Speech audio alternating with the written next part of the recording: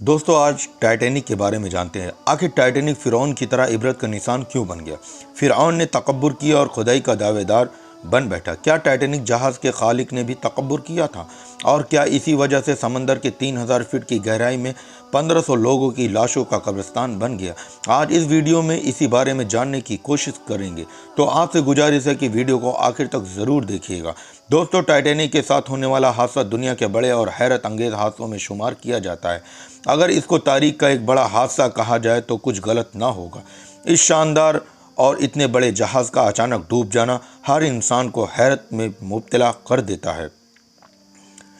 یہ ایک ایسا منظر تھا جسے سنتے ہی ہر انسان حیرت میں ڈوب جاتا ہے، اور بلا شبہ یہ وہ نام ہے جسے سنتے ہی دماغ میں اس کے ساتھ ہونے والے حادثے کے مطابق عجیب و غریب سوال ذہن میں پیدا ہونے لگتے ہیں۔ اور یہی وہ وجہ ہے کہ اب تک اس حادثے کے متعلق کئی افسانے اور واقعات بیان کیے جاتے ہیں، لیکن ذرا سوچئے کہ اتنے شاندار مضبوط دیو ہیکل جہاز کا صفایا صرف ایک آئس برگ کے ٹکرانے سے ہوا تھا؟ تو آئیے اس معاملے کو حل کرنے کے لیے ہمیں اس کی تاریخ اور بناوٹ میں تھوڑا غور کرنا ہوگا۔ 14 اپریل 1912 کو رات 11:40 پر اس بحری جہاز کے ساتھ ایک خوفناک حادثہ پیش آیا۔ تحقیقات کے مطابق یہ جہاز ایک بڑے آئس برگ سے ٹکرایا، یعنی کہ برف کے ٹکڑے سے۔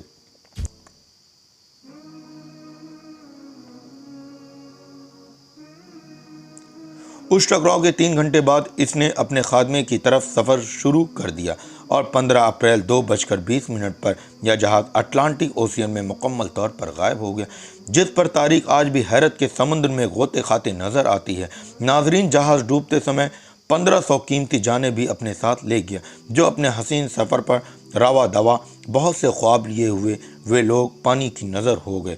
اس بحری جہاز کے پس منظر میں ماہرین کی گئی اس حالیہ ریسرچ نے ایک بار پھر دنیا کو حیرت میں ڈال دیا ہے۔ اگر اس کے بناوٹ کو دیکھا جائے تو اس کی لمبائی 882 فٹ، 92 فٹ چوڑائی، 175 فٹ اونچائی اور 4,63,628 کلو وزن تھا۔ اس کی بناوٹ میں اس وقت کا اعلیٰ ترین مٹیریل استعمال کیا گیا تھا۔ اس میں ہونے والا ٹوٹل خرچ 7.5 ملین تھا۔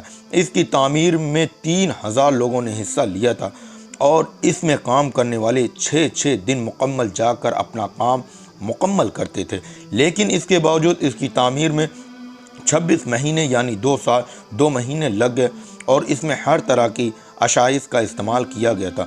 دوستو، اس قدر خوبصورت اور عظیم بناوٹ اور اس کے ایک بنانے والے نے یہ الفاظ کہے تھے کہ اس جہاز کو اگر اب خدا بھی چاہے تو ختم نہیں کر سکتا، نعوذ باللہ، یعنی یہ جہاز کبھی ڈوب نہیں سکتا۔ لیکن دوستو، اپنے آنے والا وقت کیا آفت لانے والا تھا، وہ اس سے بے خبر تھے۔ استغفر اللہ ربی من کل ذنب واتوب الیہ۔ آخر اس عظیم دیو ہیکل جہاز کا سفر شروع ہوا، اور انجام سے بے خبر اپنی منزل کی طرف روا دوا۔ جہاز اپنے خاتمے کا سفر بھی شروع کر چکا تھا، اور پھر تاریخ کے اس عظیم جہاز کے ساتھ ایک حادثہ پیش آیا، اور دوستو دیکھتے ہی دیکھتے یہ عظیم جہاز اٹلانٹک اوشین کے پانی میں غرق ہو گیا۔ اب بات کرتے ہیں اصل حقائق کی جانب جو اس کی تباہی کا سبب بنے تھے۔ مسٹر سینون مینولی، جو کہ 30 سال سے اس پر تحقیق کر رہا تھا، اس نے اپنی تحقیق کے بعد ایک نیا انکشاف کیا۔ اس کا کہنا تھا کہ جہاز کے پیش آنے والا یہ حادثہ صرف آئس برگ کے ٹکرانے سے پیش نہیں آیا تھا، بلکہ اس میں لگنے والا اس آگ میں ہوا تھا جو اس کے نچلے حصے میں لگی ہوئی تھی۔ چونکہ یہ حصہ بالکل نیچے کی طرف تھا اور سامنے نہ ہونے کی صورت میں اس پر کسی کی نظر نہیں پڑی تھی۔ اس میں استعمال ہونے والا اسٹیل اگرچہ اس وقت کا اعلیٰ ترین اسٹیل تھا، لیکن آج کے موجودہ اور دور کے اسٹیل کے مقابلے بہت ہی ادنا اور کم کوالٹی والا تھا، جو آسانی سے پگھل سکتا تھا۔ اور یہی وجہ ہے کہ آگ لگنے کے باعث وہ انتہائی کمزور ہو گیا تھا، اور آگ 3 دن تک مسلسل لگی رہی۔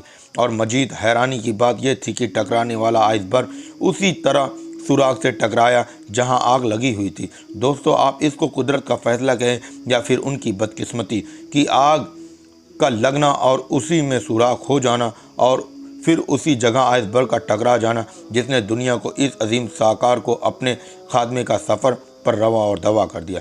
اس کے علاوہ ایک اور بدقسمتی یہ ہوئی تھی کہ ڈوبتے سمے لوگوں نے سگنل چھوڑے تھے تاکہ کیلیفورنیا کا جہاز اس کو دیکھ سکے، لیکن اس جہاز کا کیپٹن ان سگنل کو نہ دیکھ سکا اور اس طرح ٹائٹینک اپنے پہلے ہی سفر میں پانی کی نظر ہو گیا۔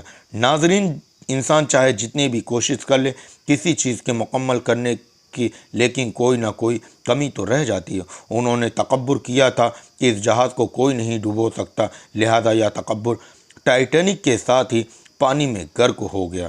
آج یہی کہانی اوشین گیٹ ٹائٹن نامی پنڈبی کے ساتھ ہوئی۔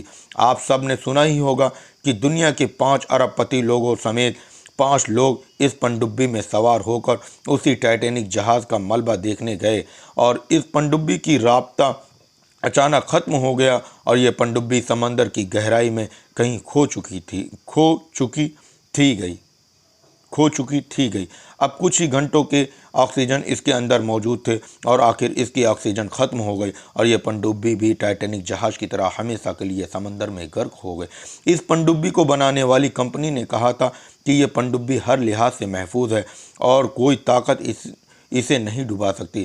یہ وہی الفاظ تھے جو ٹائٹینک کے لیے بولے گئے تھے اور اس پنڈبی کا وہی حال ہوا جو ٹائٹینک جہاز کا ہوا تھا۔ اب بات کرتے ہیں فرعون کی لاش کی۔ اسے بھی اللہ نے لوگوں کے لیے عبرت کا نشان بنا دیا۔ اس کی لاش آج بھی مصر میں موجود ہے۔ اس نے خدائی کا دعویٰ کیا، تکبر کیا کہ میں ہی خدا ہوں، میری ہی عبادت کی جانی چاہیے، تو اللہ نے اس کے اس تکبر پر اسے پکڑ لیا اور پانی میں غرق کر دیا اور اس کی لاش کو باقی رکھا کہ لوگ اسے دیکھ کر سمجھ لیں کہ جو کوئی تکبر کر کے خدائی کا دعویٰ کرتا ہے اس کا ایسا ہی انجام ہوتا ہے۔ اور ٹائٹینک جہاز کے بنانے والوں نے بھی تکبر کیا اور خدا کی ذات کو چیلنج کیا۔ اگر اب اسے خدا بھی چاہے تو ڈبا نہیں سکتا، اعوذ باللہ، استغفر اللہ۔ اور تاریخ گواہ ہے ٹائٹینک اپنے پہلے ہی سفر میں سمندر کی گہرائی میں غرق ہو گیا اور اس کا ملبہ آج بھی لوگوں کے لیے عبرت کا نشان بنا ہوا ہے۔ اسی کے ساتھ دوستو آج کی ویڈیو کا اختتام ہوتا ہے۔ ویڈیو پسند آئی ہو تو اسے زیادہ سے زیادہ لائک اور اپنے تمام دوستوں کو شیئر ضرور کیجیے گا۔ ابھی تک آپ نے چینل کو سبسکرائب نہیں کیا ہے تو چینل کو ضرور سبسکرائب کیجیے گا تاکہ آنے والی تمام ویڈیو کی نوٹیفیکیشن آپ کو ملتی رہے۔ تب تک کے لیے اللہ حافظ، اپنا خیال رکھیے۔ پڑھنے میں، سننے میں، سنانے میں مولا غلطی ہو اللہ تعالیٰ معاف فرمائے۔ استغفر اللہ ربی من کل ذنب واتوب الیہ، لا الہ الا اللہ محمد رسول اللہ صلی اللہ تعالیٰ علیہ وآلہ وسلم۔ اللہ رب العزت ہر ذات پر قادر ہے۔